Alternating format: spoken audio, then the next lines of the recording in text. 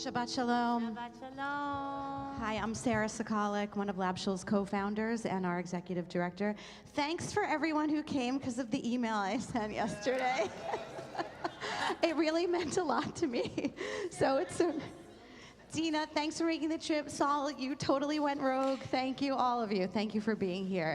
It's a big deal. I just want to share a few words before I get to our gratitudes and our announcements. Every morning I say Kaddish for my mother, Ronnie Randall, Rivka Bat Zvi V'Sar Fega, at my local bricks and mortar synagogue on the Upper West Side. And usually, I know these prayers. I'm a good Jewish day school kid. I know these prayers. I know the gist of what they mean. But it's like the same thing every day, and there's a comfort in that. And there's also a good lab shuler in me, in that I mostly have been trying to read the English and study the English and make it not only a prayer moment, but a moment of learning for myself. And while the prayer book there does not have the beautiful, poetic, God-optional, everybody-friendly translations that we have, it does the trick. And there's one short rabbinic teaching from Deuteronomy Rabbah that appears at the very beginning. There's a whole section of rabbinic teachings at the very, very beginning of the service. And there's one that's just jumped out at me time after time after time, and I felt like today was the day that I wanted to share this with us. And it reads, there it is, Rabbi Shimon ben Halafta says, "See how desirable is peace. When the Holy One sought to bless the children of Israel, there was no single word that could contain all of the blessings the divine wished to give them, except for peace.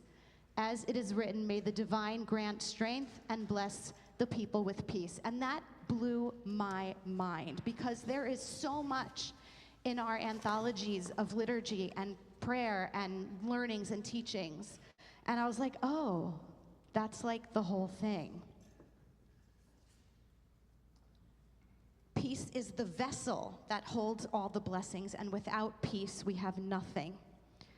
So right now, that teaching feels painfully true, because we're living at a time of war, again. Over the past 2 weeks, Rabbi Amichai, together with his 99-year-old mother, have been going up and down to the shelters in Jerusalem multiple times each day. Amichai was, I think you know, was supposed to be here this evening.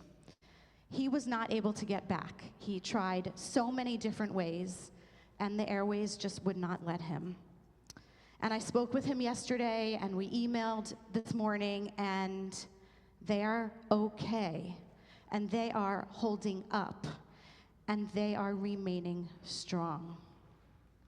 And yet there's also a feeling of distance and of isolation from American Jewry, which historically has struggled to respond fully to war and terror in Israel. And it's painful to be reminded of this by my friend, my teacher, my rabbi, my colleague, someone who I love dearly. So I wanted to bring him into this space tonight, and Amichai, I'm sure you really hope you're sleeping. I hope you took a melatonin or 5. But he's here with us, and he's doing holy work in the Middle East, and that peace work is the work that the teaching that I want to share. And many of us, some of us, have loved ones that are in harm's way. There are millions of innocent civilians across the Middle East that are displaced and frightened and desperate, and we are holding them all in our hearts. And we are also holding the hearts of our family and friends and colleagues, like Shira shared earlier, in Michigan. And we're still holding the memories of Bondi and of Pittsburgh and so many places, so many peoples. We're holding a lot. And at times, it feels like we are very, very far from peace. But every morning when I read that passage, I remind myself that peace begins with me.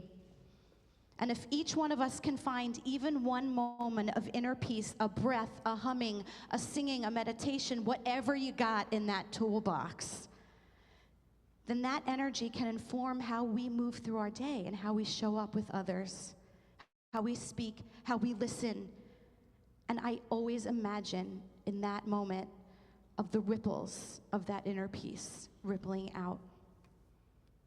Rabbi Shimon ben Halafta reminds us that peace is the vessel that holds every other blessing. So tonight, may we strengthen that vessel within ourselves, within this community, and beyond these walls.